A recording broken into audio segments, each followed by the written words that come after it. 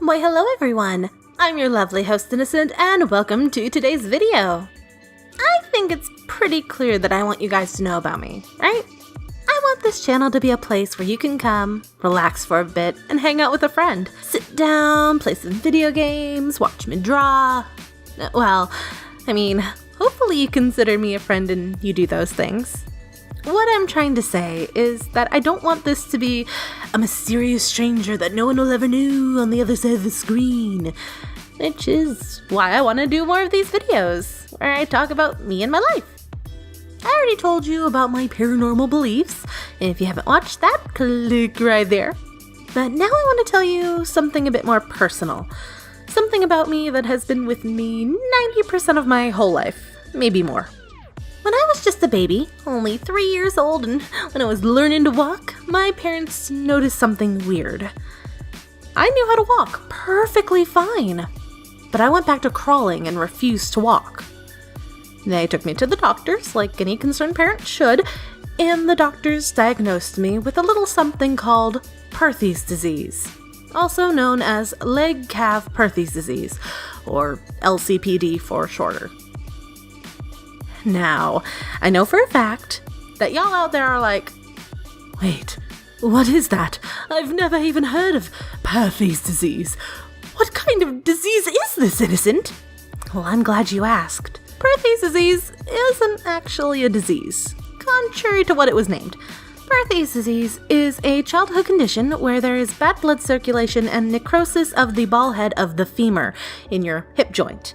The ball head in this process is deformed and dead, causing it to be kind of painful to walk on. Usually this condition happens to children between the ages of 4 and 12, and only 1 out of every 10,000 children have it. The condition is very rare, even more rare in females than in males, and no one knows the cause to this condition. There is no cure per se, but children tend to heal from the condition in a matter of 6 years or so. I was not so lucky. Although I was lucky enough to have been taken in by the Shriners Hospital for Children when I was diagnosed at 3. They were very kind and never had my family pay a dime to help me out. Unfortunately, since I was never fully healed and they are a children's hospital, they ceased all contact with me the day of my 18th birthday. For the past 3 years, I have not been able to see a doctor for my Perthes, and it's only gotten worse. When I was getting help in physical therapy from the Shriners, I led a mostly normal childhood, aside from the fact that I was physically unable to run, but I was active. I played with my friends. I couldn't play as long as they could, but I still played with them. When they ceased all contact with me, I tried to continue what they taught me in therapy, but it was increasingly difficult when there was no one to spot you and make sure you were doing it right. I eventually stopped trying to continue what they taught me because obviously I was doing something wrong, since I would hurt after every single session. I continued to try and be active and work out since, well, I've always been overweight, but nothing was helping me. My family and I couldn't afford to see a regular doctor about this, not even with my insurance, so I just kinda dealt with it. As you all may know, I go to conventions regularly. I love going to them and partaking in the activities they have, but when I'm with my friends, I always feel so bad. If I'm with a group of my friends, I feel increasingly worse each time I have to ask to sit down for a moment just because I'm in pain. I feel terrible because I know they want to go and do things and I'm just weighing them down. In line with this, I was just recently with a few of my friends at Universal Studios. We went for 2 days. They brought a wheelchair for me and this one other person to share for the entire weekend.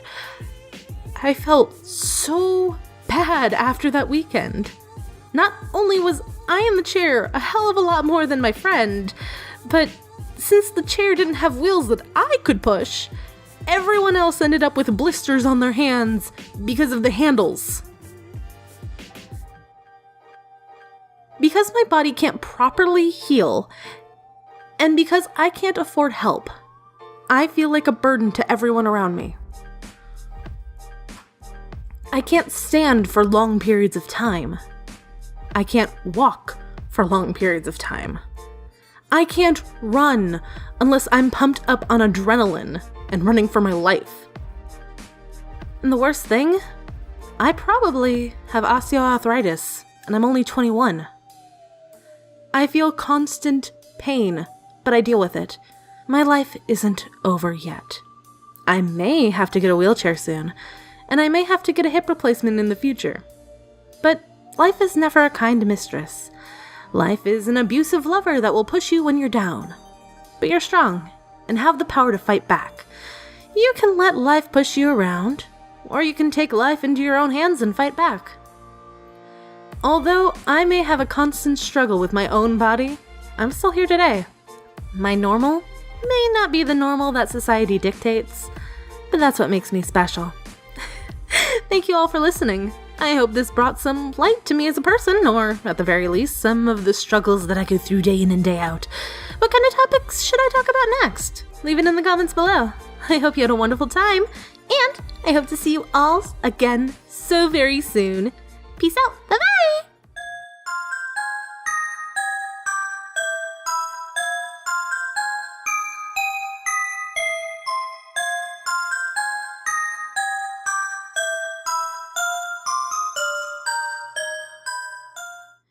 You know, the silver lining through all of this is I always have a cool party trick since my left leg is 3 inches shorter than my right one.